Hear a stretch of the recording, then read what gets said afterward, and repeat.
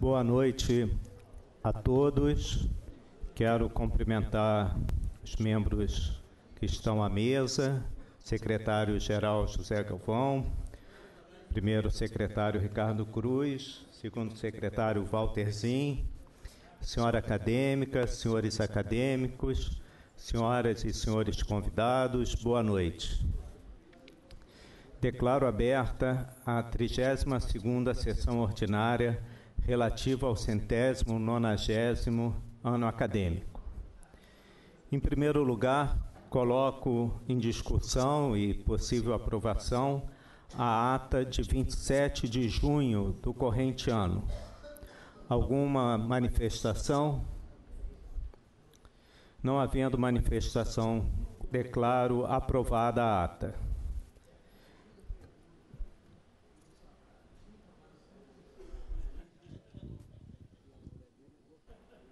Fui informado pelo senhor secretário-geral José Galvão que não há nenhuma comunicação da secretaria. Assim, abro a palavra a comunicações dos acadêmicos. Acadêmico Oswaldo Moura Brasil. Senhor presidente, senhores acadêmicos, convidados, eu só pedi a palavra que eu queria trazer ao conhecimento de todos que a semana passada, em São Paulo, teve o Congresso da Sociedade Brasileira de Oftalmologia, presidido por nosso acadêmico, professor Rubens Belfort Matos, que foi realmente um grande sucesso. E entre os pontos altos desse congresso, além da parte científica, nós tivemos uma conferência do acadêmico Daniel Tabak, que falou sobre burnout, durante uma sessão solene de entrega de prêmios, que foi realmente um ponto alto do congresso. Então, gostaria de trazer ao conhecimento de todos esse congresso dirigido pelo nosso confrade, que realmente foi um grande sucesso. Era essa.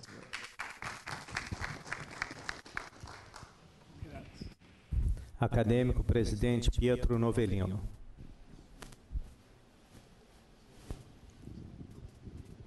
Senhor presidente, senhor secretário-geral, senhor primeiro secretário e seu segundo secretário. É uma mesa eminente, como nós estamos vendo, sempre. Senhora acadêmica, senhores acadêmicos, senhoras e senhores convidados. Senhor presidente, eu não poderia deixar de comunicar, enfatizar, embora alguns aqui já saibam, que o nosso secretário-geral, professor José Galvão Alves, foi eleito por unanimidade escrivão da Santa Casa da Misericórdia.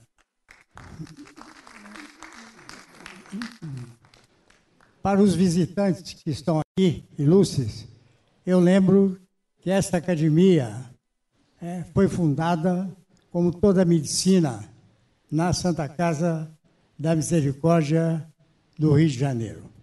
Muito obrigado, senhor presidente. Acadêmico Walter Zin. Boa noite, senhor presidente, senhores secretários. Confreira e confrades, senhores visitantes e convidados, eu gostaria de relatar que cumpri a minha missão, representei a academia na posse da magnífica reitora da UFRJ, a professora Denise Pires de Carvalho. A cerimônia foi muito bonita, muito rica, especialmente o discurso dela, um discurso apaziguador, abrangente e muito carinhoso. Então, fica aqui o registro de que estivemos lá presentes, vários colegas também estiveram, com fotos, etc. Obrigado. Acadêmico Basílio de Oliveira.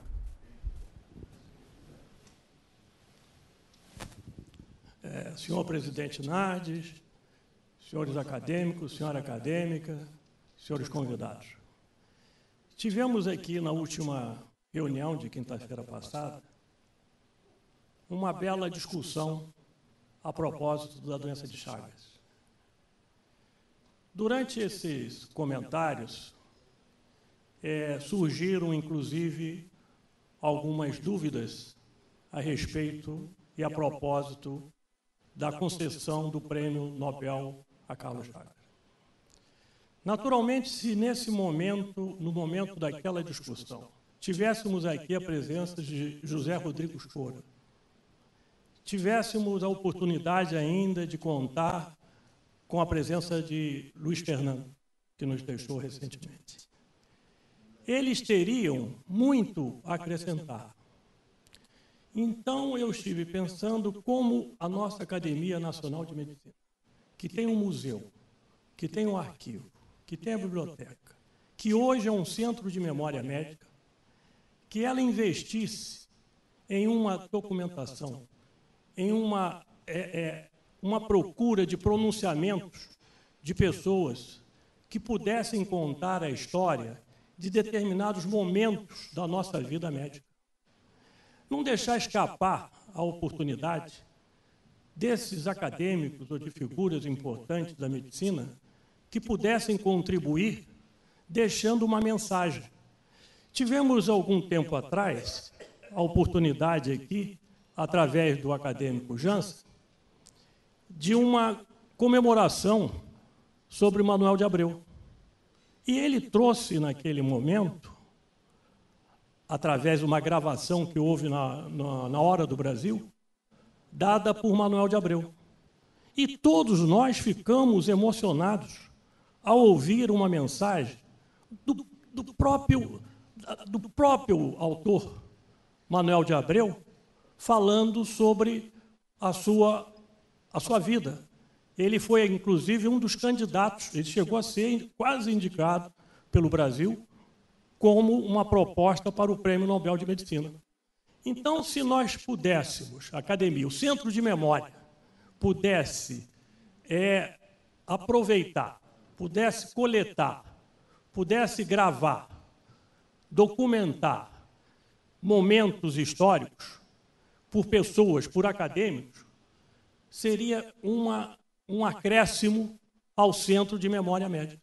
Se é Centro de Memória Médica, é o lugar ideal para os pronunciamentos, para as documentações, para que fique arquivado na nossa memória. Seria uma proposta que eu trago neste momento para a Academia Nacional de Medicina. Muito obrigado. Agradeço a proposta do acadêmico Basílio e informo que isso já vem sendo discutido na reunião de diretoria desde a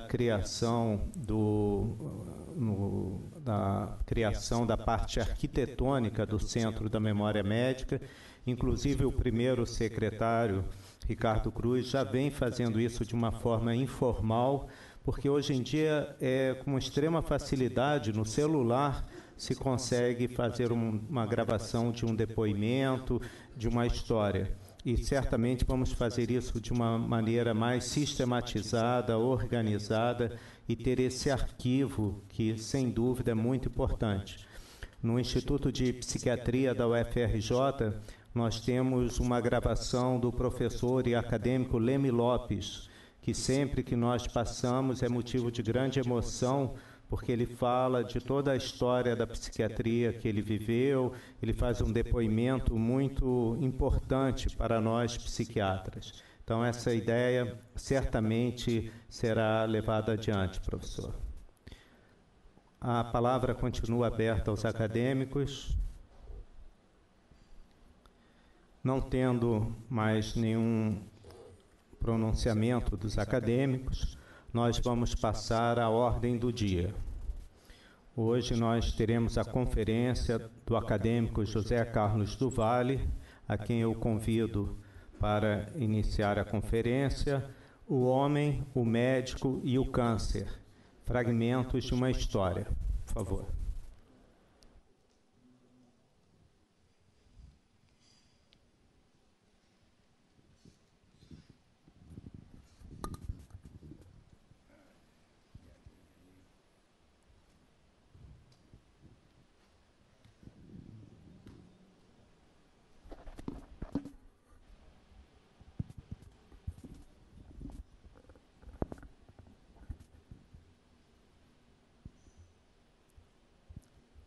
Excelentíssimo senhor presidente da Academia Nacional de Medicina, Antônio Egídio Nardi, digníssimos confrades, secretários da diretoria, meus estimados amigos e confrades, convidados, senhoras e senhores.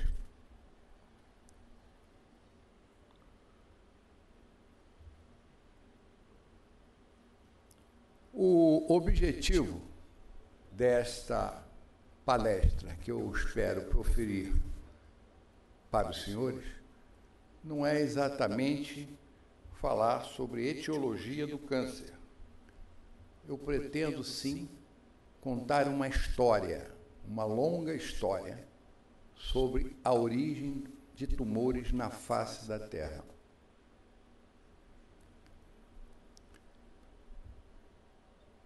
E começando, nós gostaríamos de nos reportar aos nossos ancestrais, desde o pequeno Australopithecus ao grande Australopithecus, passando por toda essa geração de ancestrais da pré-história até os dias atuais.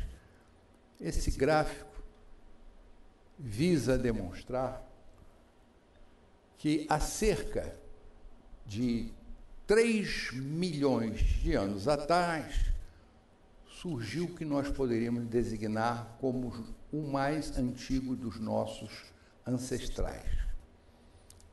Tanto as figuras desenhadas ali, quanto muitas outras evolutivas, que não podem figurar no gráfico, tem a finalidade de mostrar o que aconteceu no ambiente do nosso planeta. Reparem que ali tende a mostrar, no início do gráfico, a formação de novos compostos químicos na atmosfera. Então, nesses primórdios de 3 milhões de anos atrás, pouco mais de 1000 elementos químicos existiam na atmosfera. E, com o passar do tempo, isto foi progressivamente aumentando, mas toma uma velocidade espantosa, conforme o gráfico mostra, no advento do homem moderno e, sobretudo, com a descoberta dos motores à explosão. Aí dá início a uma tragédia contemporânea. Conforme aqui foi mostrado, há algumas semanas atrás, pelo acadêmico Paulo Saldívar, é insuportável a atmosfera em São Paulo. E ele chega a dizer que quer você seja ou não fumante, fumará 3 a 4 cigarros por dia, ou seja, o correspondente a essa poluição pela a fumaça do cigarro. E o que é mais, diria mesmo, escandaloso, é que a partir aproximadamente da década de 1980, isso tomou uma proporção catastrófica, de tal modo que se estima hoje cerca de 5 milhões de produtos químicos novos que são despejados na nossa atmosfera por semana. Poderíamos mesmo dizer que estamos progressivamente asfixiando o planeta. Esta cena é uma cena clássica do homem de Neandertal, que viveu aproximadamente entre 200 a 80 mil anos atrás, e que muita gente pensa que o Neandertal foi um ser que evoluiu para o Homo sapiens. Não foi exatamente assim. Os Neandertais conviveram com o Homo sapiens, cruzaram e se reproduziram com Homo sapiens e Neandertais. E a paleontologia estuda esses fósseis desde sempre. Eles tinham um ritual religioso importantíssimo, que sepultava os seus mortos com os objetos em que eles amavam em vida, num ritual célebre, parecido com o tipo que adotavam os egípcios nos embalsamamentos. Então, eles eram sepultados com os seus objetos que ele vivia, enrolado em pelos de animais, haviam preces do estilo deles, e milhares de esqueletos e múmias de homem de Neandertal já foram estudados pelos paleontologistas e cientistas. E o que é interessante, em nenhuma dessas múmias e esqueletos foi encontrado vestígio de câncer. Vocês poderiam pensar, mas como assim? Como vestígio? Porque câncer metastático adora dar metástases para os ossos. A maioria dos tumores malignos tem essa tendência. É o que foi dito hoje aqui no recebimento da honorabilidade pelo professor Travassos, a tese do Seed and Soil, ou seja, semente e solo, e o esqueleto é um ótimo solo para a proliferação de metástases. Mas por quê que com tantos milhares de neandertais estudados não existia prova de que houvesse câncer naquela época? Quase sem medo de errar, eu posso lhe dizer que a primeira documentação que os cientistas têm de um tumor em animal é esse exemplar da cauda de um dinossauro, a Apatosaurus wyss, que está no Museu de Arkansas. E esse tumor entre duas vértebras caudais foi estudado microscopicamente. Então, os senhores vejam aqui à esquerda, é um corte de fêmur de galinha com osteopetrose aviária, que é uma lesão óssea periosteal que leva à formação de um tumor. E a biópsia feita na cauda do dinossauro tem um aspecto histológico muito semelhante. Repare, aqui no fêmur da galinha, a musculatura, a proliferação do periósteo, e aqui uma profunda proliferação subperiosteal, igualzinho o que foi encontrado na biópsia do tumor do dinossauro. O tanto quanto me foi dado a entender, é o único exemplar que nós dispomos de um tumor num dinossauro. Agora, com relação a homens, os nossos ancestrais estudados, mais frequentemente, foram múmias pré-colombianas, e aqui nós temos um modelo de metastatização, miríades de metástases de melanoma, e vocês vejam o crânio totalmente pigmentado por metástases, e aqui fêmur e húmero com metástases de melanoma, e aqui escápula e clavícula desse ser que viveu há cerca de 2.400 anos. Bom, mas os vestígios que foi deixado pelo mundo, que foram raros no passado, que hoje é banalidade, também afeta todos os animais existentes na face da Terra.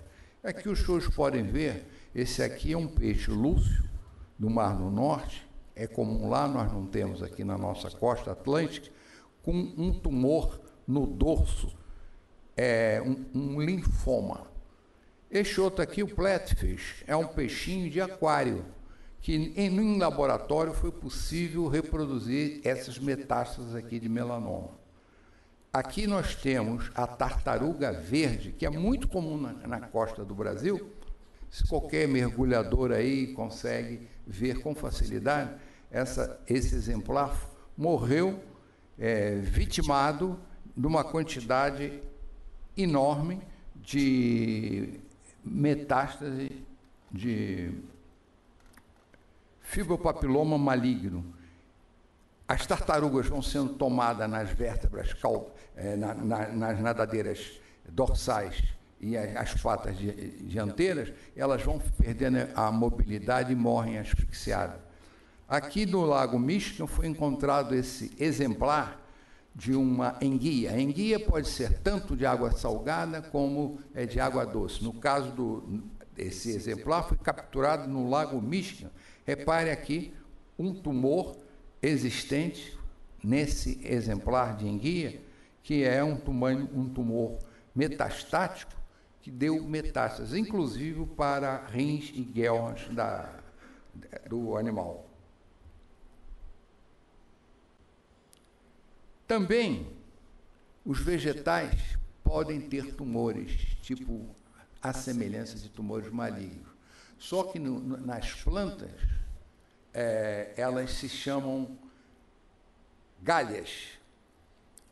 E a maior parte das vezes isso pode ocorrer por larvas depositadas nas folhas e no caule, nas nervuras, por insetos, pode ser motivado por vírus, fungo e até outros parasitas.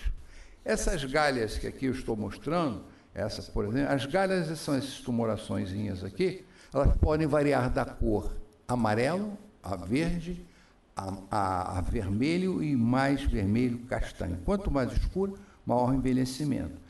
E no momento, isso é depósito de ovos dos insetos, principalmente dípteros e os hemípteros. E no momento que eles depositam os seus ovos, imediatamente começa a haver uma reação química da folha no sentido de uma hipertrofia e hiperplasia do tecido que encapsula aquele ovinho que mais tarde vai gerar uma larva. Há um equilíbrio entre o parasita e o parasitado, em princípio, sem dano.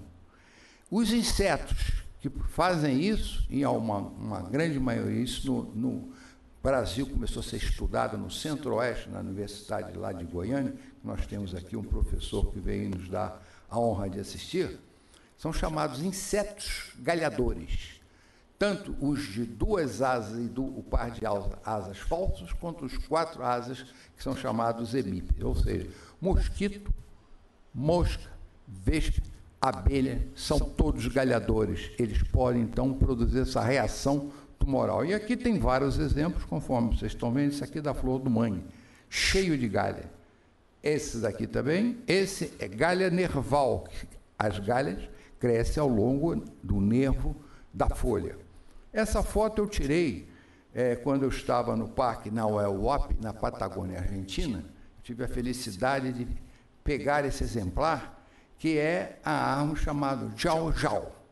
Existe até o célebre hotel, que talvez muitos dos senhores devem conhecer, quem vai a essa região visita muito, que é o Hotel Jau-Jau.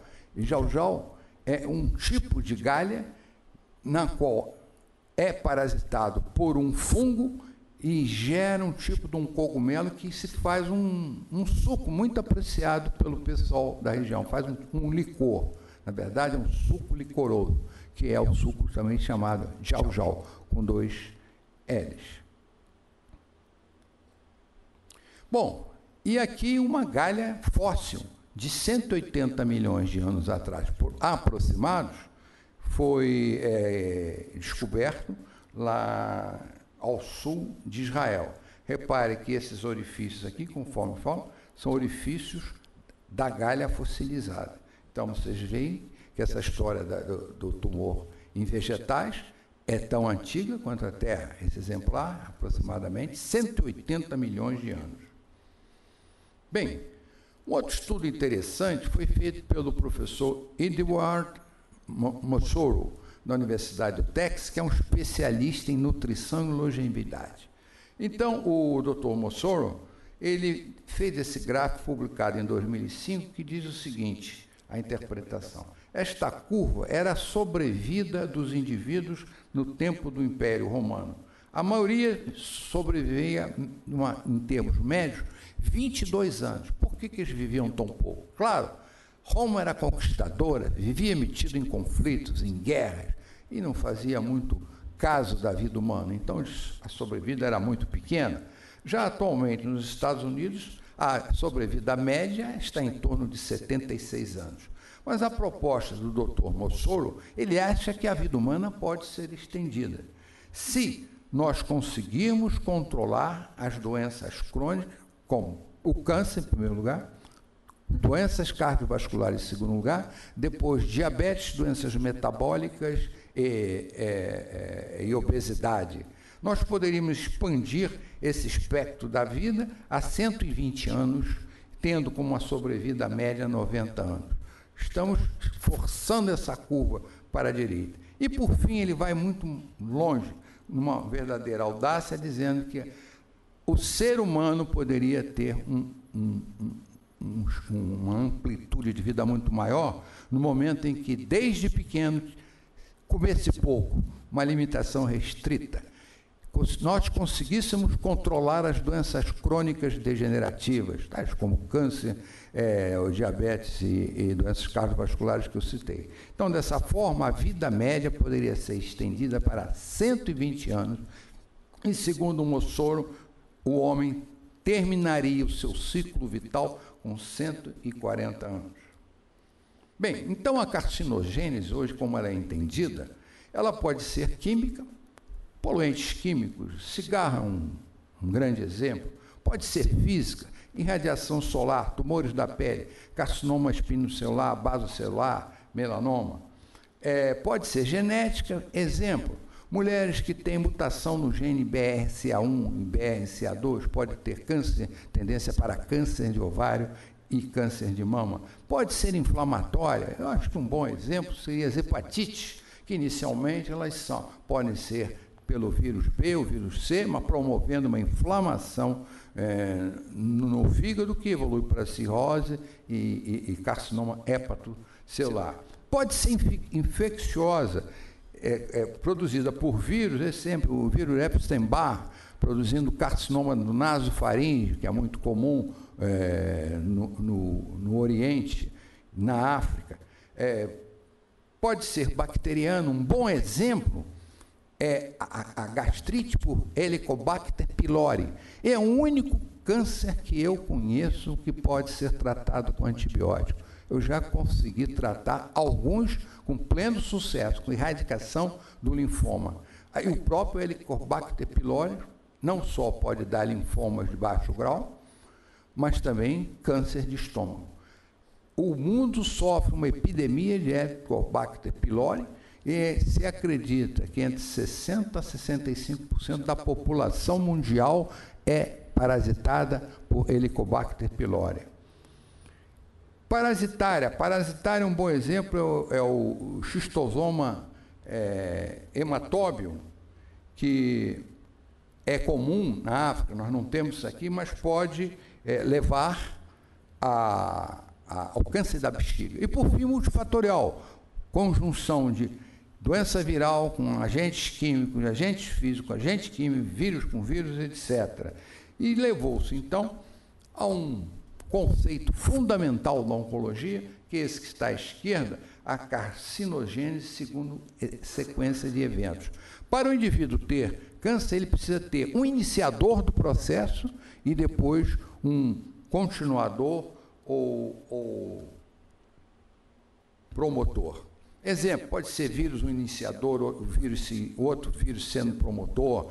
A pessoa pode começar a beber e fumar, o álcool pode ser um iniciador, o cigarro pode ser um promotor e vice-versa.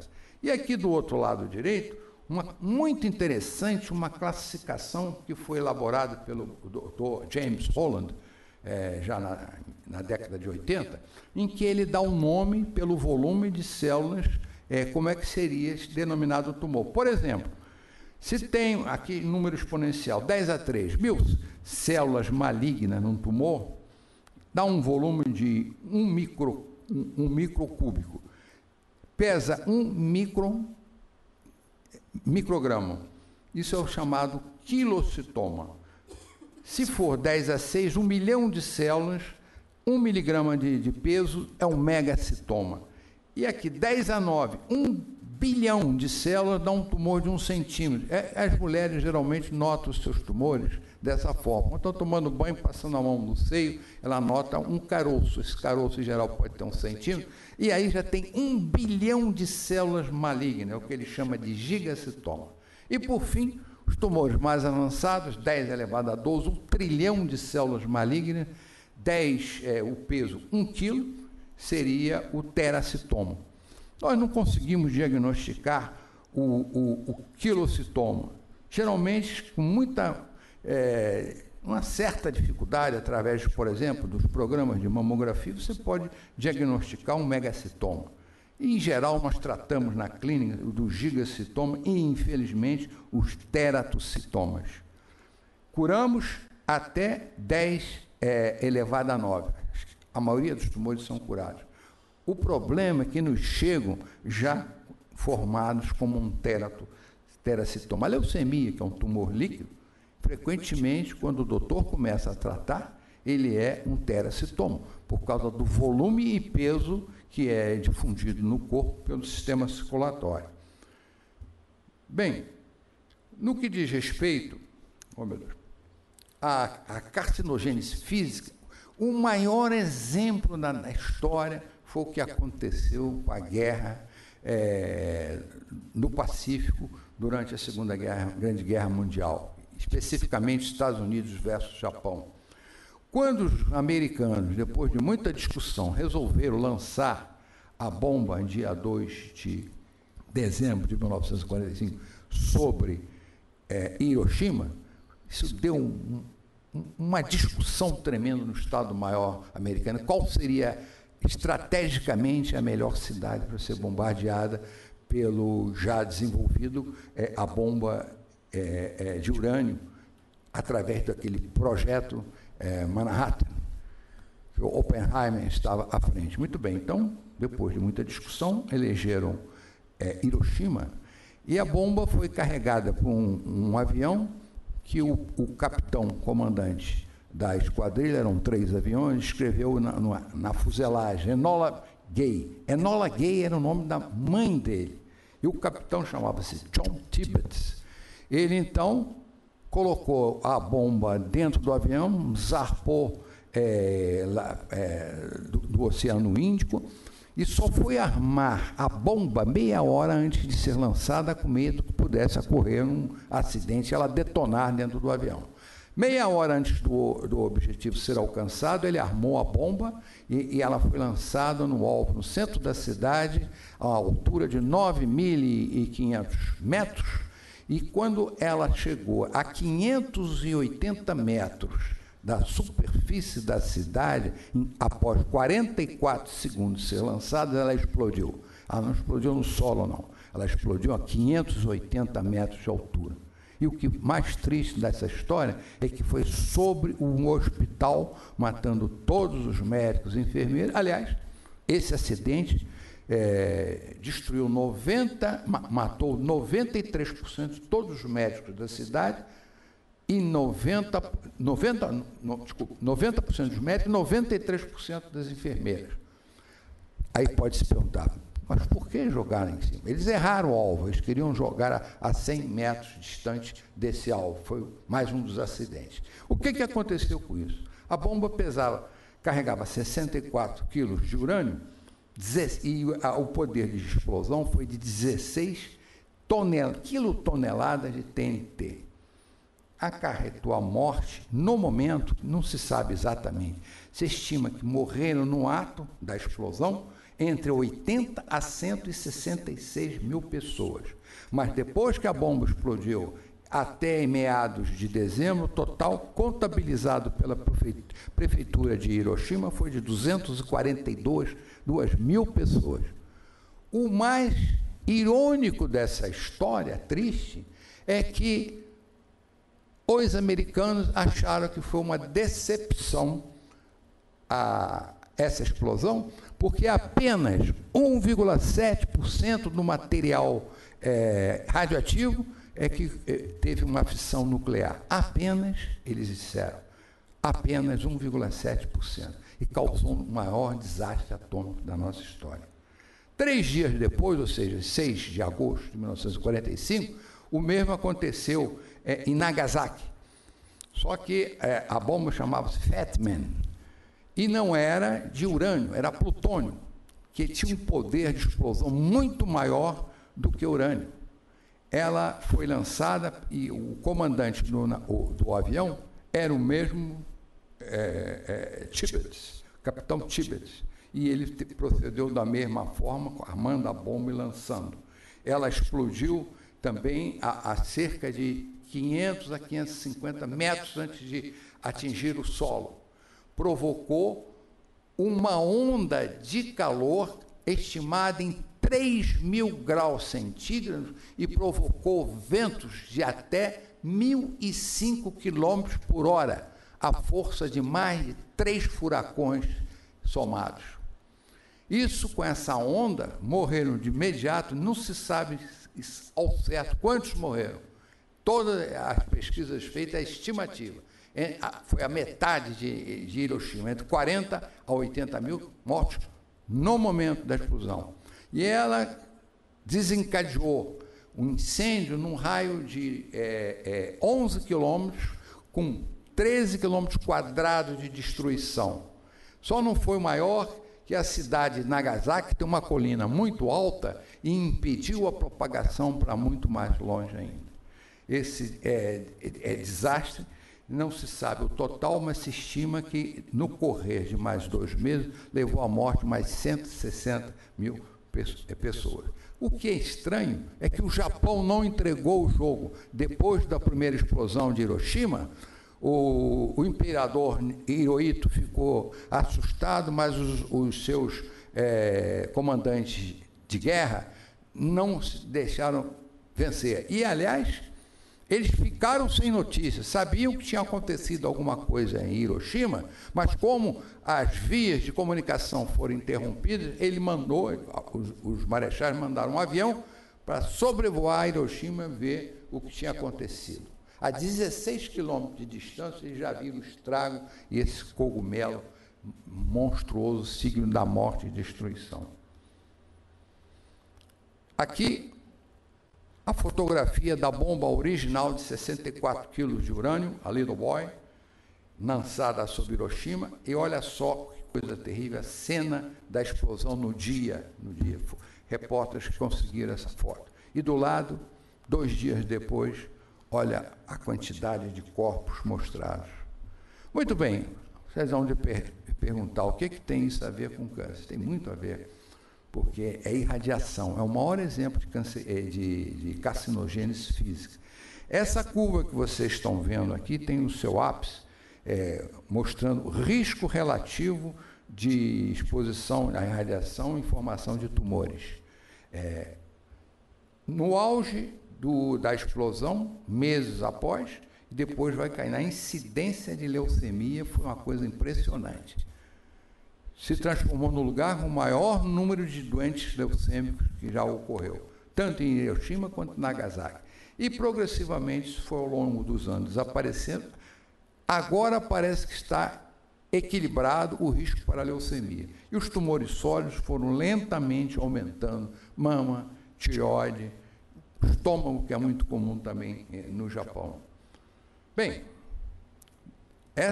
esse foi o maior exemplo de carcinogênese física. E o exemplo de carcinogênese química ocorreu na Baía de Bari, quando Bari é um porto na Itália, no Mar Adriático. E era uma cidade que vivia de história do passado e os frutos do mar são excelentes lá. Pois bem, uma frota americana de 14 navios ancorou na Baía, o porto de Bali, num local que eles chamam de Mole 29. Mole é aquela contenção de concreto que impede a entrada do mar para destruir o porto. Então, mais distante, os 14 navios americanos estavam estacionados. Só que um deles, o SS John Harvey, transportava uma carga de 13.500 toneladas de peso bruto, com 1.250 toneladas de gás mostarda. O gás mostarda era um gás proibido pelos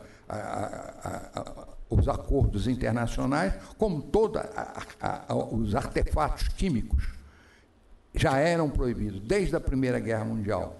E os americanos, junto com os ingleses, não tiveram o menor escrúpulo de armar o SS Harvey e levar isso para a Itália, que seria uma estratégia para eles lançarem contra os alemães. Só que ele foi lá, os próprios italianos e moradores não sabiam da carga desse navio, e ele ficava num ponto mais distante de lá. Aqui vocês veem a posição do porto de Bari, a cidade de Bari, e uma fotografia aérea de como esse porto 4 meses antes do ataque. Esse aqui é o chamado mole ou ancoradouro número 29. E aqui a posição em que estavam os navios. Esses todos aqui são 14 navios onde estavam ancorados, e esse último da ponta mais extremo é o John Harvey, com 13.500 toneladas carregadas com gás mostarda. Muito bem. Os americanos estavam muito certos que eles não seriam bombardeados, porque essa missão saiu lá dos Estados Unidos, esses cargueiros, e foram disfarçados e chegaram nesse porto. Esse porto era estratégico, porque aqui acima, nessa cidade de Foggia, estava sendo construído um aeroporto com placas de aço para receber toda a aviação de guerra dos americanos. Por isso que Bari era importante para eles também descarregarem material e levarem para Foggia para fazer os aeroportos. Por uma coincidência, isso não foi sequer pensado pelos alemães, eles resolveram bombardear Bari, que eu chamo de Germany Red, só por uma questão estratégica. Não sabiam desse carregamento de gás mostarda. Aqui a foto do dia.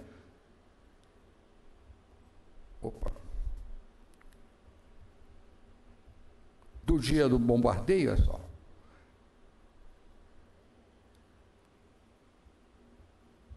Eu me atrapalhei aqui um pouco.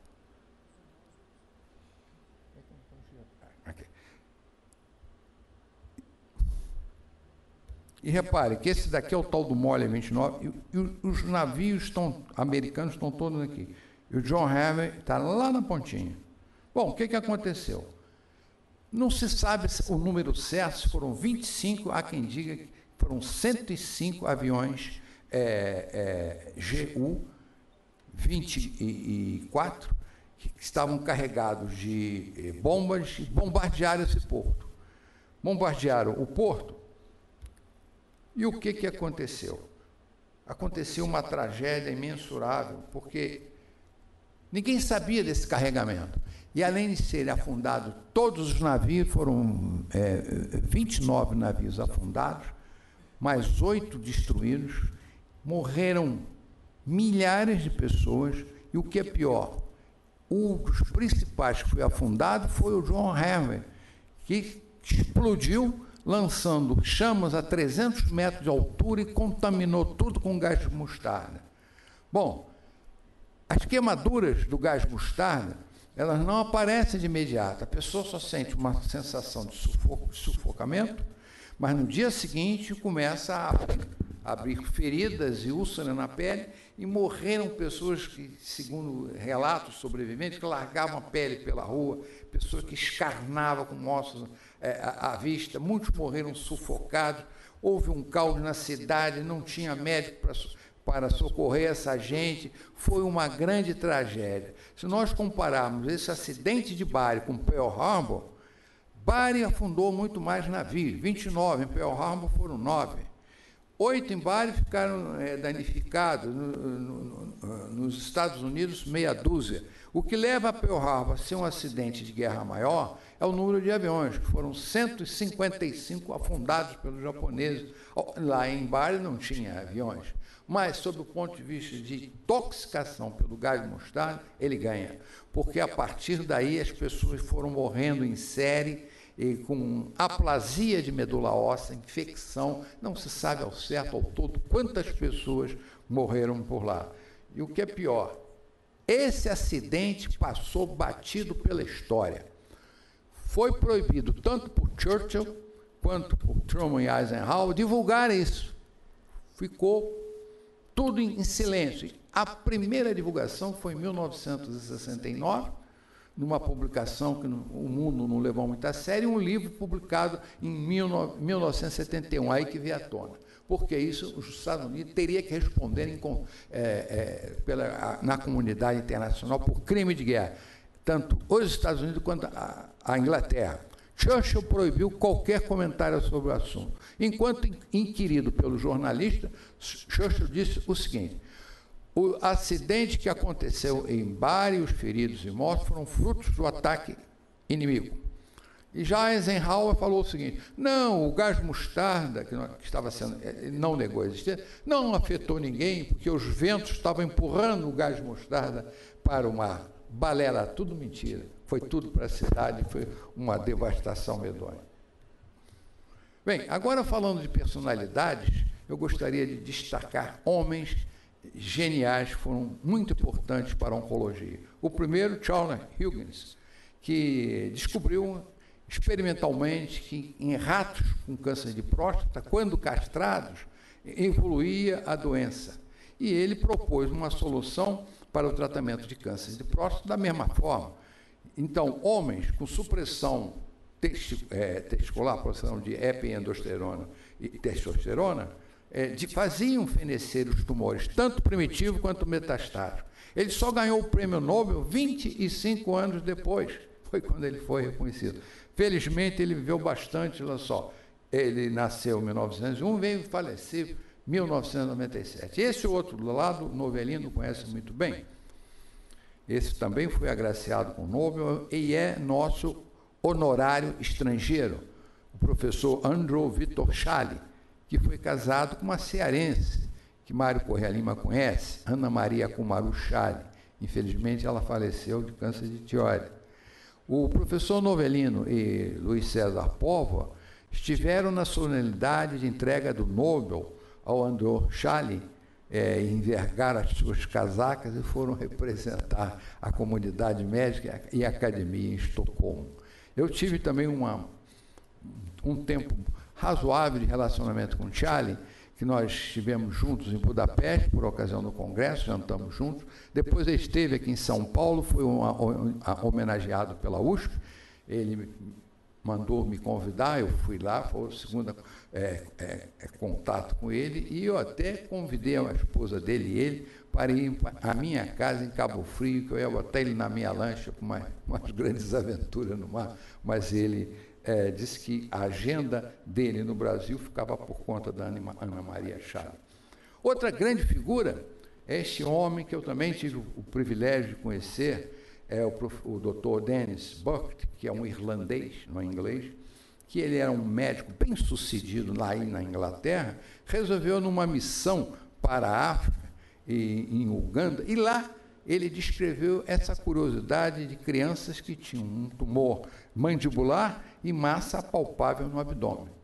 Aqui um caso que eu acompanhei no Instituto Nacional do Câncer, na pediatria, de uma menina com tumor mandibular e uma massa linfonodal imensa no abdômen.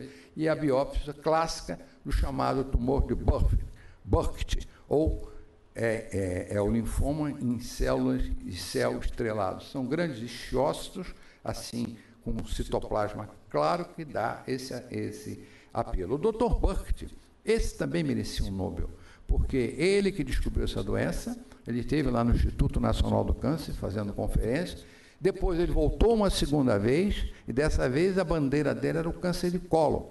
Ele dizia que quem comesse trigo, comesse fibra, não teria jamais câncer de cólon e reto. E eu falei, doutor Burke, eu perguntei ele, como é que anda o seu linfoma? Eu falei, já não sei mais nada, os imunologistas tomaram conta dele. Outra oportunidade que eu tive com o doutor Dennis Burke foi em Florença, por ocasião de um congresso, e nós fomos almoçar numa cantina, e ele pediu lasanha, eu pedi canelone, ele tirou um saco de farelo e despejou o farelo em cima da lasanha, e falou, mas o que é isso, doutor Burke? O que o senhor está fazendo? Fibra, jamais deixo de comer fibra. Este homem que abriu essa grande avenida de prevenção de câncer do cólon através da alimentação com fibra. Outros três grandes homens que eu presto homenagem, aqui à esquerda, Humberto Veronese. Humberto Veronese era um verdadeiro lorde, morava num castelo em Milão, adorado por todos os italianos, volta e meia via lá na televisão dando entrevistas, e chegou a ser indicado também para o Prêmio Nobel. Graças a ele, a cirurgia do melanoma foi reduzida, porque antigamente se fazia 10 centímetros de um lado, 10 centímetros do outro, e máximo de profundidade para tirar uma lesão de 1 centímetro. Esvaziamento linfonodal da cadeia próxima, em melanoma no dorso se esvaziava a axila direita, a axila esquerda, e além de tirar o tumor. O do meio também é um milanês, Gianni Bonadonna, tem até um prêmio chamado Gianni Bonadonna, que foi inicialmente criado pelo Memória, hoje faz parte do Congresso Americano de Oncologia Clínica, outorga do prêmio Gianni Bonadonna. O Bonadonna foi o responsável por revolucionar a quimioterapia e melhorar os índices de curabilidade do câncer de mama com a quimioterapia neoadjuvante, ou seja, aquela que é feita antes de ser o doente ser operado, e a adjuvante. Ele que inventou o chamado esquema CMF, 3 drogas, o FAC, fluoracil, adriamicina e ciclofosfamida, que revolucionaram o tratamento do câncer. Ele, fazendo dupla com o Dr. Humberto Veronese no Instituto di Tumore di Milano, eles mudaram a sobrevida das mulheres com câncer de mama no mundo. E, por último, o Dr. Bernard Fisch, aqui nesse retrato, morreu este ano, no dia 15 de março, aos 90 anos, e ele agora, em agosto, faria 91 anos. Esse homem foi uma das maiores celebridades médicas dos Estados Unidos, que criou um grupo de estudos para tanto câncer de mama quanto câncer do colo reto, chamado NSABP. Congregava 500 hospitais ao longo dos Estados Unidos e era o líder maior. Ele também modificou a sequência de tratamento de câncer de mama, começando com quimioterapia neoadjuvante, cirurgia, em seguida radioterapia, hormonioterapia se necessária e quimioterapia de novo. Ele morreu esse ano, consagrado, uma verdadeira lenda. E o ano passado, os 2 prêmios Nobel foram concedidos a 2 médicos por descobertas feitas no câncer. O chamado mecanismo de checkpoint, que o doutor Travassos hoje mencionou en passant, o doutor James Patrick Allison, o americano, ele descobriu esse CTLA, que é uma proteína que bloqueia a resposta imune antitumoral, e o anticorpo monoclonal, chamado ipilimumab, Arvor. Já temos aqui à nossa disposição para tratamento disso. E o japonês Tasuku Onjo identificou esse PD1 nos linfócitos citotóxicos. Hoje é um alvo importante, aumentou muito os níveis de curabilidade, tanto de melanoma quanto câncer de rim, está sendo tentado para câncer de fígado, mas uma série de outros tumores vão ser beneficiados. 2 prêmios Nobel. E no Brasil?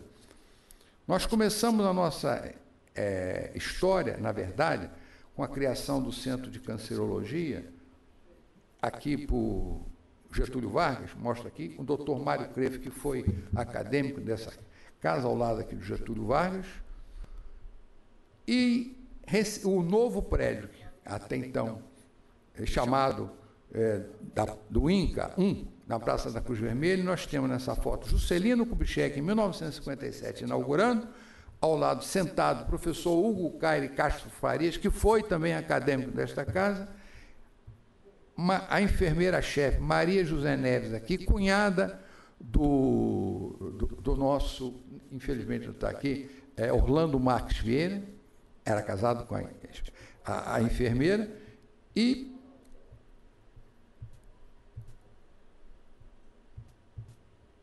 Aristides Pinto Vieira, também acadêmico desta casa, era diretor do Instituto nessa época. Ari Frauzino, que é um nome memorável, fez uma escola de cirurgia notável no Brasil, e o Moacir Alves dos Santos Silva, também acadêmico dessa casa. Mário Galvão ocupa a cadeira que foi dele. Devo a ele ao doutor Ari Frauzino a ida para o Instituto Nacional do Câncer, e a contratação efetiva minha pelo doutor Moacir. Moacir era um dos homens mais inteligentes que eu conheci. Era um homem durão, tinha muitos inimigos, mas ele era uma mente brilhante e muito do Instituto Nacional do Câncer se deve a ele. Isso aqui. Bom, esse vídeo que aí está, feito pela NASA, mostra uma coisa que o presidente Donald Trump recusa a aceitar. Reparem, isso aqui é um gráfico mostrando a contração do Oceano Ártico, ou do Polo Ártico, pelo efeito estufa da humanidade. O traço vermelho vai mostrando a perda da calota polar. Foram 4 bilhões de quilômetros quadrados perdidos pelo aquecimento. A linha vermelha mostra o declínio. Isso em apenas 25 anos. Perdemos 4 milhões. Então, vai aquecendo a superfície. E esse novo, também feito pela NASA, mostra o que aconteceu desde 1880 até os dias atuais. O azul, temperaturas frias, azul e branco. Amarelo e vermelho, as temperaturas dos locais mensurados. Olha o que aconteceu.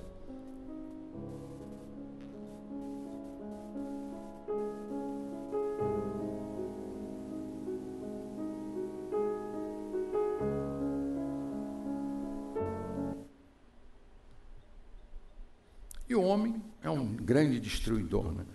A última bomba atômica que foi explodida como teste foi dos russos, chamada Tsar bomba. 58 megatons, que representa 3.000 vezes a explodida sobre Hiroshima, a Little Boy. Isso, a última experiência atômica foi em 30 de novembro de 1961, próximo ao Polo Ártico, nesse lugar chamado Nova Zêmbia. E olha o que nós estamos fazendo com o planeta. Aqui é a nossa pobre Baía de Guanabara. Isso custa, isso produz câncer que polui o meio, polui a atmosfera. Os esgotos lançados aqui no nosso mar. Esse lixo é de um rio de São Paulo, a mortandade de peixes aqui. Do lado, um barquinho navegando no meio dos plásticos no Oriente. Isso aqui é esse que vos fala nos tempos de mergulho nas Bahamas. Isso não existe mais no Brasil. Nós existíamos aqui, esse aqui que é chamado coral de fogo.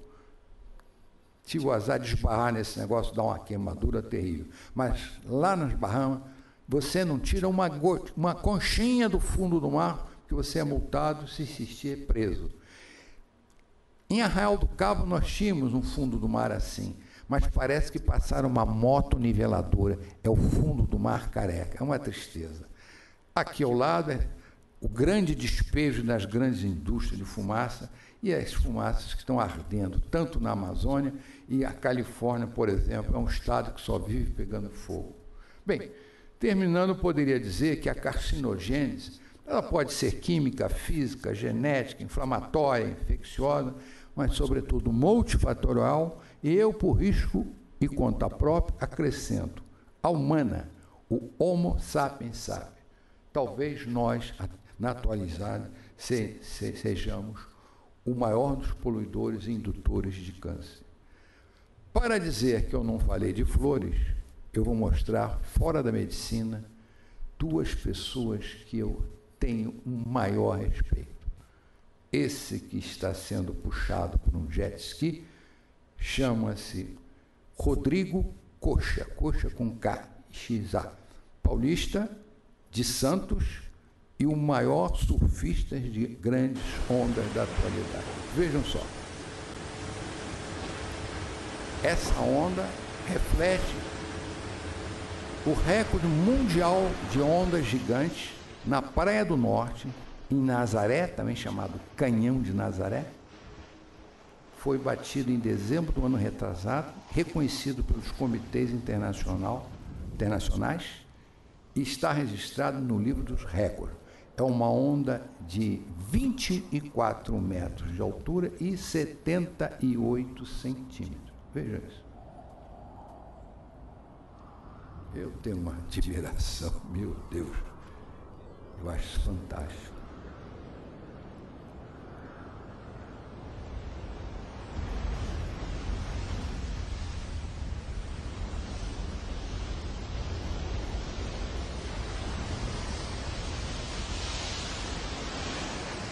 Ele não cai, não. Ele não cai. Olha ele lá.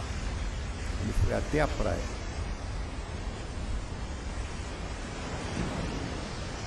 É o maior surfista da atualidade, do Canhão de Nazaré. Outra campeã brasileira, reconhecida pelo Guinness, em junho do ano passado, também em janeiro do ano passado, bateu o recorde para mulheres. É a Maia Gabeira, filha de Fernando Gabeira, surfou uma onda de 23 metros e 48 centímetros. Muito obrigado.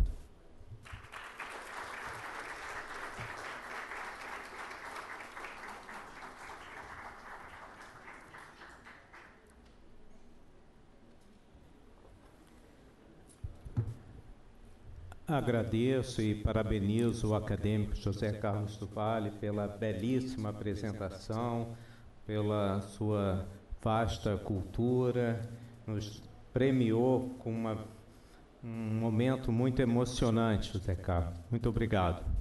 E vou abrir a bancada acadêmica e quero convidá-lo para compor a mesa, por favor, José Carlos. Vou abrir a bancada acadêmica para comentários. Acadêmico presidente Pietro Novellino. Senhor presidente, ilustres colegas componentes da mesa, senhora acadêmica, que não está mais aí, senhores acadêmicos, senhoras e senhores convidados. Senhor presidente, o acadêmico José Carlos do Valle, conhecedor profundo da cancerologia, pioneiro em várias áreas dessa especialidade,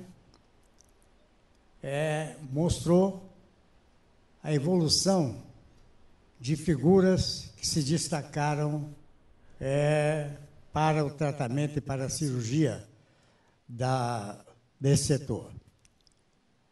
E acadêmico José Carlos do Valle, além da brilhantíssima conferência, Vossa Excelência me causou aqui uma emoção, né?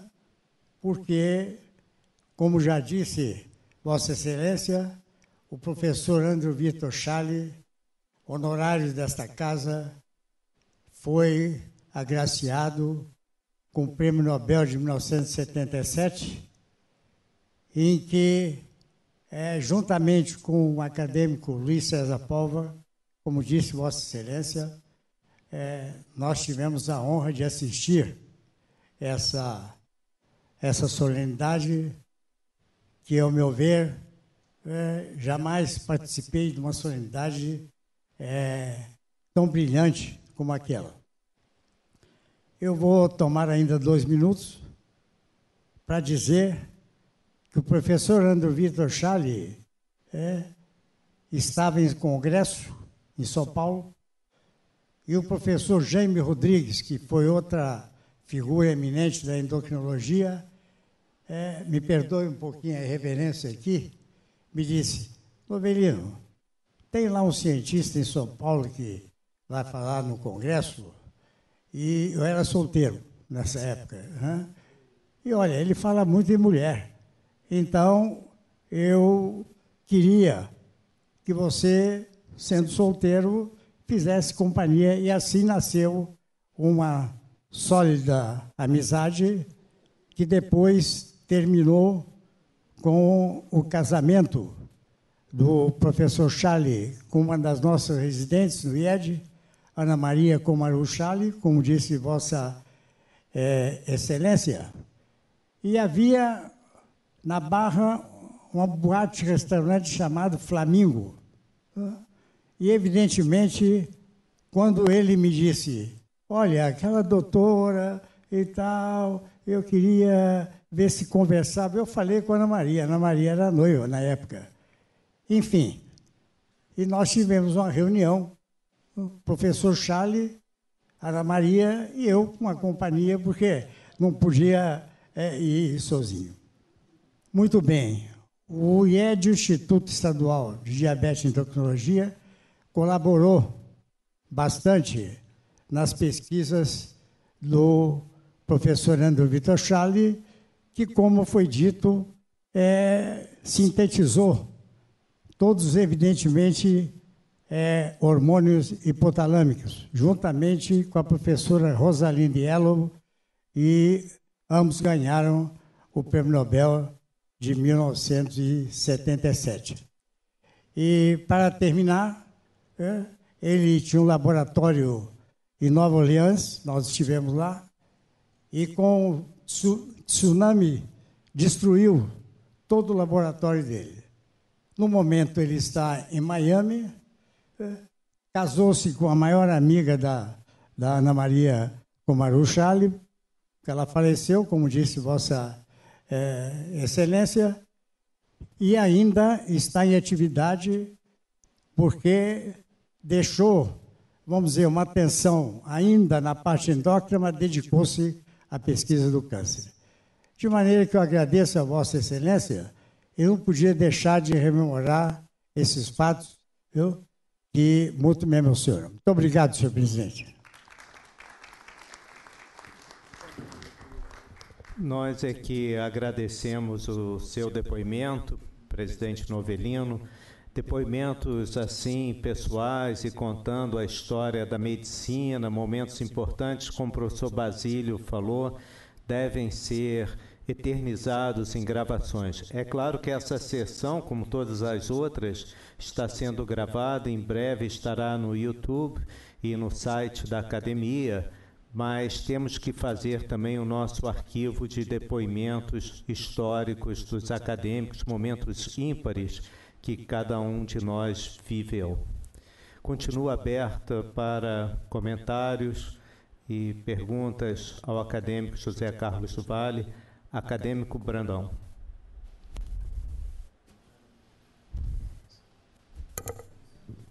Senhor presidente, caros colegas acadêmicos, inicialmente eu gostaria de parabenizar o acadêmico José Carlos do Vale pela conferência, muito interessante, com toda uma revisão desses fatores carcinogênicos. Eu queria lhe perguntar, Zé Carlos, na época do acidente radioativo de Goiânia, que eu tive a oportunidade de lá trabalhar durante quase 2 anos, a exposição foi predominantemente ao Césio-137. E nós, na época, ficávamos muito preocupados com a possibilidade também dessa exposição à radiação, de termos alguns tipos de neoplasia, principalmente neoplasias de predominantemente músculos esqueléticas, porque o césio tem um metabolismo muito parecido com o potássio. A expectativa é que nós tivéssemos muitos sarcomas, rabdomiossarcomas, leiomiosarcomas. Doenças da tireoide não eram tão esperadas e tivemos também alguns pacientes que fizeram aplasia de medula e que nós imaginávamos que teríamos também casos de leucemia, de linfomas. Ao longo dos 30 anos passados do acidente de Goiânia, e o ano passado nós aqui fizemos um evento, não celebrando, mas revivendo os aspectos médicos do acidente de Goiânia, mas durante 10 anos eu acompanhei todas essas vítimas, né? E eu não me recordo de ter visto nenhum caso de sarcoma, rabdomiossarcoma, leiomiosarcoma, e muito menos relato de casos de leucemia nessa população. Então, eu queria lhe perguntar se haveria alguma explicação plausível para isso, né? Porque nós tínhamos uma expectativa muito grande de que esse paciente pudesse ter desenvolvido algum tipo de neoplasia, a semelhança do que teve em Hiroshima e Nagasaki, com a explosão, né? Uma das explicações que se deu na época para essa incidência tão menor foi exatamente o fato de que essa exposição foi muito fracionada.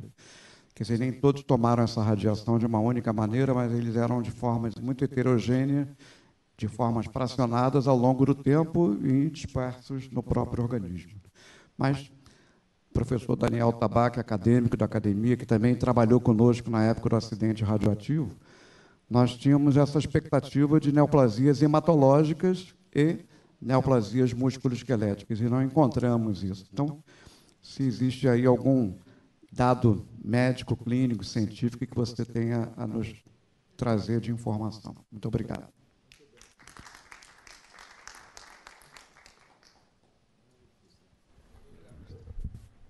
Mais algum acadêmico deseja fazer uso da palavra? Acadêmico Walterzinho. Uma vez que, senhor presidente, senhores secretários, acadêmicos, convidados, uma vez que já é a segunda vez que se fala no Andrew Schally, nesse prêmio Nobel, ele o divide com um francês, aqui eu falo para alegrar o Cláudio Tadeu, que é o Roger Guillemot, né? E 50% do prêmio fica para ele e 50% fica para a Rosaline, que ganha por causa da Rádio Minissaia. E, na realidade, os dois eram inimigos ferrenhos, o Guillemot e o Schally, embora tenham começado juntos nos mesmos bancos do Shirley na McGill University, em Montreal. A partir daí, a partir de Montreal, os dois começam a brigar e somem da face da Terra, se escondendo um do outro. Então, um publicava assim no jornal da esquina da rua do Texas, o outro publicava numa revista francesa desconhecida, para o outro não poder ver. E os dois terminam isolando os fatores de transcrição hipotálamo-hipofisários com a diferença de 3 semanas. E por isso o prêmio Nobel, 50% é dividido 25 para um, 25 para o outro. Mas tem que se lembrar sempre do Roger Guillemot. E a da doutora. E da doutora que fez outra coisa, fez Rádio Minissaia. Mas os dois começaram como coleguinhas e terminaram como inimigos ferrenhos. Obrigado.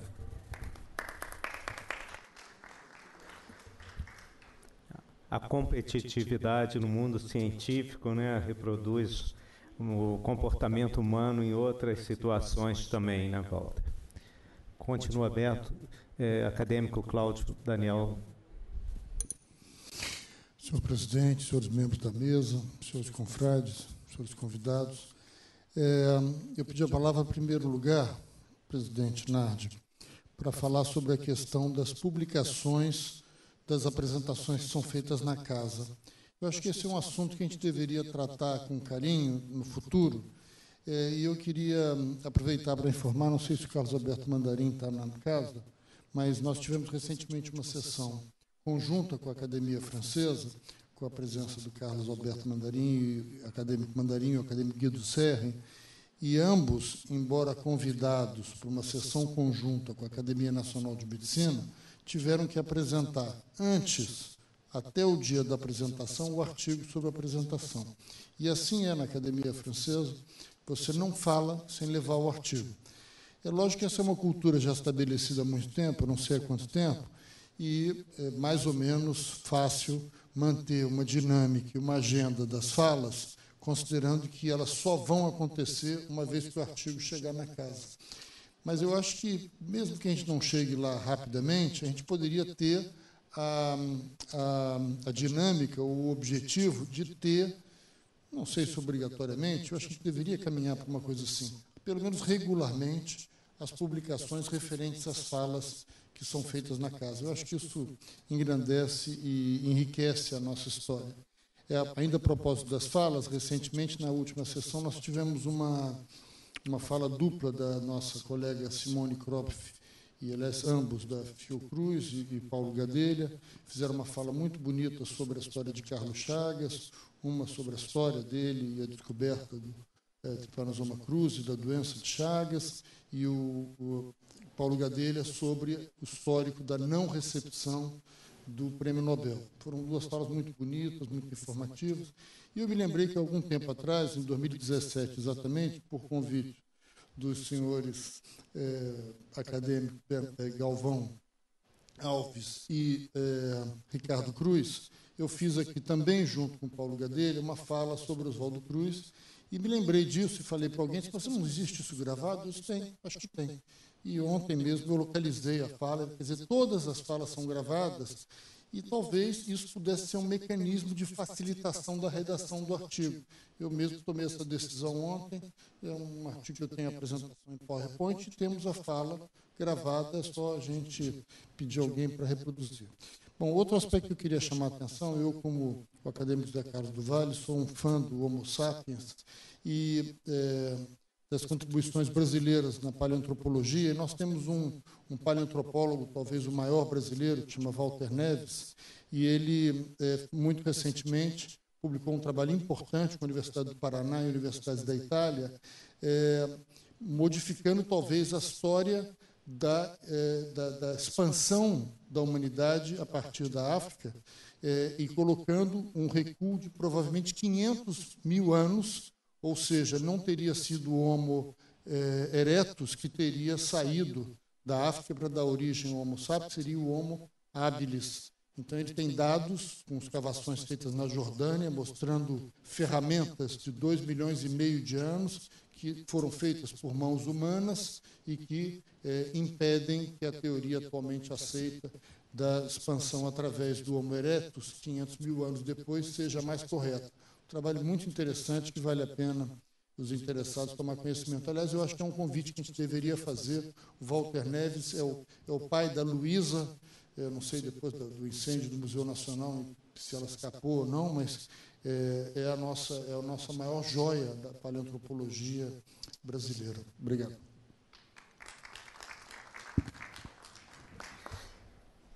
Ela escapou, Cláudio, escapou. Em relação às publicações, eu concordo que isso deve ser estimulado, não talvez ao ponto da Academia Francesa de ser obrigatório, mas estimulado, e o acadêmico José Galvão, como editor dos Anais, certamente poderá dar um parecer e organizar esse estímulo melhor. E também, na Academia Francesa, o apresentador pode mandar com antecedência, ou deve mandar com antecedência, um pequeno vídeo de 2, 3 minutos no máximo, falando da apresentação, e isso é colocado na divulgação da conferência, o que estimula muito também a plateia, a audiência, e isso certamente pode ser feito aqui, como eu falei, facilmente com o celular, e se tornar um hábito, talvez mais fácil até do que o artigo, porque quem não segue uma carreira acadêmica, às vezes tem dificuldade de produzir o artigo. Acadêmico José Galvão Alves. Obrigado, excelentíssimo senhor presidente. Primeiro, eu queria parabenizar o acadêmico José Carlos do Vale por um caminhar ao longo dos anos, buscando os grandes e maiores responsáveis pelas neoplasias malignas, talvez o primeiro ou segundo fator de risco de morte no mundo. E, seguramente, ele terminou muito bem, dizendo que nós, os homens, somos os grandes responsáveis, né?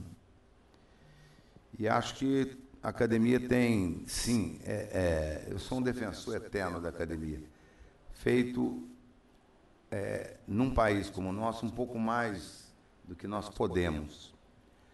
Não sei se menos do que devemos, mas um pouco mais do que nós podemos conseguir.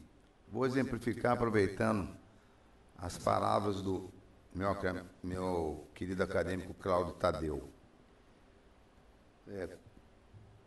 Como é organizar uma revista na Academia Nacional de Medicina?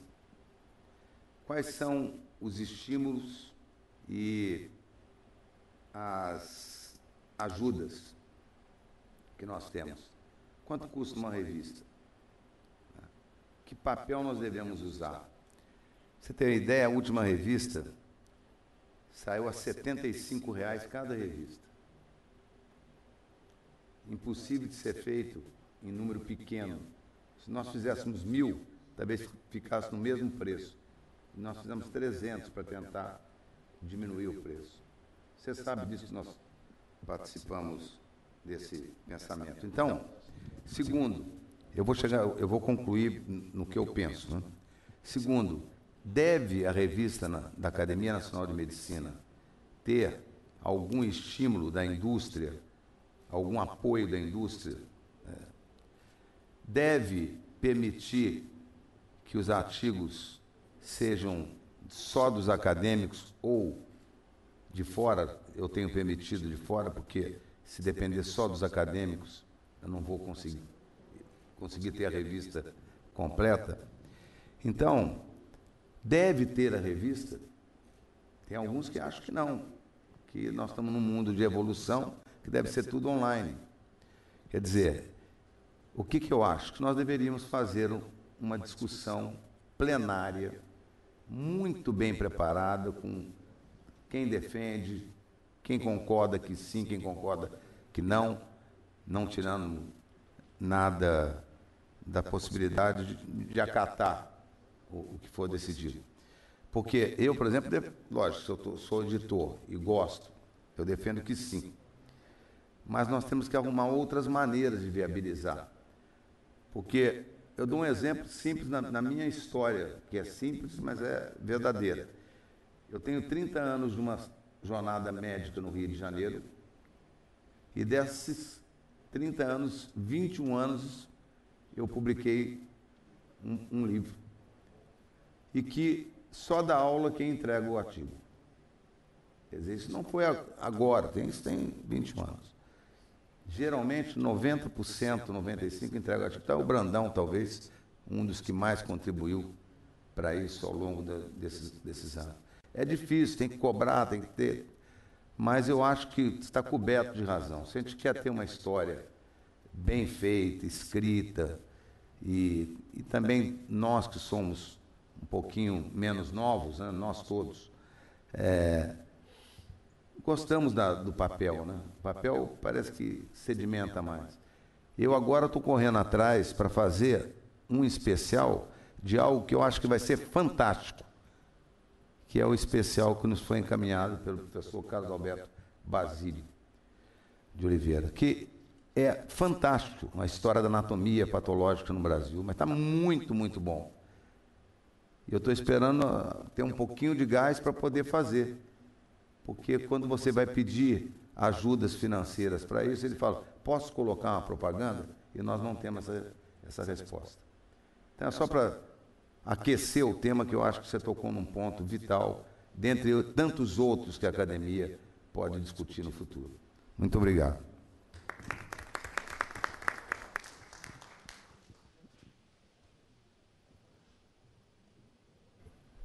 Acadêmico Walter Zinga. Só para complementar, Cláudio, o que eu falei está publicado já. O livro chama-se The Noble Jewel, de 1988, e o autor chama-se Nicholas Wade. Já está publicado, eu posso explicar mais. Mais algum acadêmico deseja fazer uso da palavra? Eu também quero parabenizar mais uma vez o acadêmico José Carlos do Vale, e como foi dito, né, nós, seres humanos, somos o grande culpado, os grandes vilões aí da poluição e das guerras, né, que também resultam em armamentos que acabam resultando num maior número de doenças em geral. E no caso do câncer, como Vossa Excelência muito bem demonstrou, é uma multicausalidade, né? Vários fatores influenciam. Mas eu gostaria de ouvi-lo um pouquinho mais a respeito dos fatores mentais, psíquicos, em particular a depressão. Existe muita literatura na psiquiatria associando a depressão a um aumento do risco de doenças oncológicas as mais variadas. É claro que nós entendemos que não é só a depressão, mas que há uma relação estatística importante, e eu gostaria de ouvi-lo a esse respeito. Mais uma vez, quero parabenizá-lo e agradecer pela excelente noite. Obrigado, Zé Carlos. A palavra é sua. Muito obrigado, meu estimado presidente. Respondendo perguntas e comentários. Quanto ao nosso ex-vice-presidente Novelino, ele modestamente omitiu o fato que ele foi padrinho de casamento do Charlie com Ana Maria Kumaru. Além de Cupido, foi padrinho de casamento. Outro fato é o seguinte, que a Ana Maria não estava namorando o Charlie, ela foi me procurar no Instituto Nacional do Câncer para ser minha assistente, porque eu era chefe do departamento de clínica médica. Ela foi me propor criar uma unidade de endocrinologia. Eu estava querendo mesmo isso, fui falar com o Moacir, mas não, vamos contratar moças, mas não deu tempo, que o Chale, ó, surrupiou na Maria. O Brandão, com relação ao acidente do Césio, eu tive uma participação à distância, porque os envolvidos eram meus amigos. O Bezerril foi residente do Instituto Nacional do Câncer e a Criseide Dourado, que eram os dois radioterapeutas, também. Eu me dava muito bem com eles, e quando aquele negócio veio à tona, um escândalo danado, eles acabaram perdendo a causa, foram condenados, só não foram presos para prestar serviço social, foi pago dessa forma. Eu estive em Goiânia no ano passado e falei com o Bezerril. Ele se recuperou desse acidente perfeitamente, foi um trauma psíquico, né? Eles ficaram expostos, a imprensa internacional em cima, né? E ele, atualmente, ele é chefe do serviço de radioterapia do Hospital Araújo Jorge, é muito querido, é muito estimado. Eu conversei com ele muito, eu fiquei muito satisfeito. A Criseide, infelizmente, não teve um bom fim, porque ela cometeu, lamentavelmente, alguns deslizes no hospital, acabou sendo afastada. E eu até, inicialmente, eu pensei em procurá-la, mas depois achei que não seria prudente. Bom, com relação ao que você mencionou, eu acredito que a causa e efeito, exposição ao césio e possível indução de câncer, aquilo foi uma coisa muito aguda, e os que ficaram mais expostos, você sabe até melhor do que eu, morreram. Né? Morreram, tiveram lesões gravíssimas. Um teve necrose de pênis, outra mulher teve uma necrose em todo o períneo, pessoas com que... A menina da Leide, né, que criou até a Fundação Leide, não sei de quem lá, morreu com aplasia de medula óssea, com queimaduras do Césio. Foi a menina que engoliu o Césio, levado pelo padrasto, né, para a casa do pai, e foi desse tipo. Eu acredito que os demais foram contaminações mais ligeiras, né? E não teve um efeito tão profundo para induzir um tumor. Ao contrário, lá em Hiroshima foi uma coisa brutal, né? Então, é um movimento inicialmente, mielodisplasia, aplasia de medula óssea, leucemia, foi a primeira coisa que apareceu lá. Mas olha a diferença de uma coisa e de outra, né? Com relação ao Chale, a divisão do Prêmio Nobel, é claro que aquilo ali, no momento, teve esse efeito, né? Dividir por 3 pessoas, a mulher que criou o radiomonicide, que os permitiu chegar à mesma condição, o francês e o americano, eles levaram a pior. Mas o maior efeito, indiscutivelmente, para a humanidade foi o do Chale, porque foi por causa do isolamento desses hormônios hipotalâmico, hipófise e gônadas, é que permitiu se chegar à conclusão que o mecanismo da orquiectomia poderia ser deixado de lado e surgiram os análogos dos hormônios LH e RH, que foi um sucesso fenomenal. Nos países do primeiro mundo, praticamente aboliram com a orquiectomia e os homens preferem usar o análogo, né, de 3 em 3 meses. Então, a repercussão do trabalho do Chale em benefício da humanidade foi muito maior do que a do francês. O dele foi mais química técnica, entende? Então, até porque nós somos suspeitos, eu, Novelino, que tivemos contato com ele, uma pessoa muito agradável, e fiquei muito feliz de ter se recuperado de tanta tragédia, porque o Katrina, que acabou praticamente com Nova Orleans, destruiu completamente o serviço dele na Universidade de Tulane, né, em Nova Orleans. Ele foi para Miami socorrido por amigos, ele perdeu tudo, perdeu casa, roupa, dinheiro, serviço. Eu falei, esse homem não vai aguentar. Aí aguentou, perdeu a mulher que ele adorava, a Ana Maria Kumaru, né? Com câncer de tireoide, e esse homem é um valente, polonês, naturalizado americano, está lá de pé, né? Ainda ajudando. Ele está com 91 anos, o Chale. Agora, eu esqueci de falar uma coisa importantíssima. A ênfase que eu dei com o acidente de Bari, aconteceu o seguinte, você me perdoe, eu estava omitindo isso. Assim que terminou a guerra, os Estados Unidos enviaram 2 grandes farmacologistas para estudar esse fenômeno que estava havendo lá, em Bari de aplasia de medula óssea, de leucopenias e tudo. E quem foi escolhido foi Goodman e Gilman, da farmacologia, que certamente todos nós aqui estudamos no livro dele. Então, Goodman e Gilman, através das necrópsias das pessoas atingidas, levaram material para os seus laboratórios lá nos Estados Unidos, estudaram em laboratório, testando com ratos, o efeito da mostarda nitrogenada, confirmaram a aplasia de medula óssea induzida, e daí, bom, se há aplasia de medula óssea, se há linfopenia, os linfáticos serão afetados, se destrói tanto glóbulo branco, por que nós não usarmos experimentalmente leucemia e linfoma? O maior sucesso que eles obtiveram foi em linfomas, experimentalmente. Em ratos, eles conseguiram, na doença de Hodgkin, especialmente, erradicar a doença. Isso foi de imediato lançado no mercado quando criou a mostarda nitrogenada.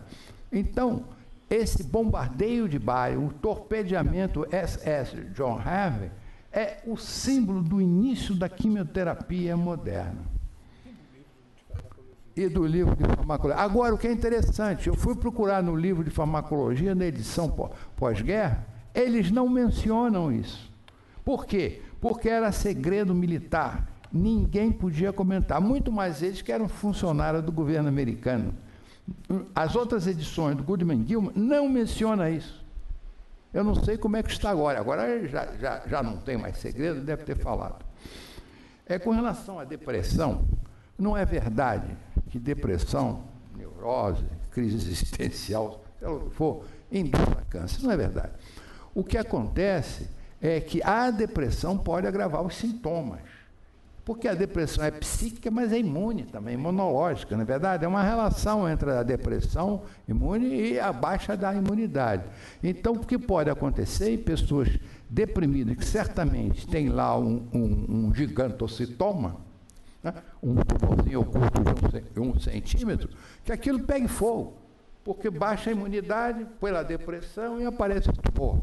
Então, outra condição é o indivíduo que está com câncer, ele fica deprimido, né, pela a notícia da doença, né, pelo enfrentar um tratamento muitas vezes pesado, quimioterapia, radioterapia, ele vem uma depressão reativa. Mas, definitivamente, depressão não causa câncer. E agradecer, por fim, o acadêmico Cláudio Tadeu pelas amáveis palavras e comentários. Nós somos amigos e parceiros.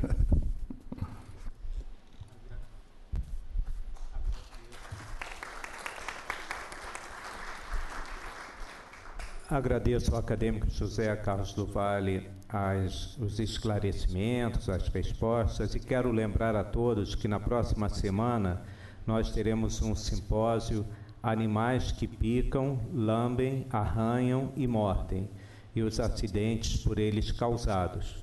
Esse simpósio será organizado pelo acadêmico Celso Ramos. Convido a todos. Quero agradecer à bancada acadêmica, aos senhores membros da mesa, senhoras e senhores convidados. Obrigado, boa noite.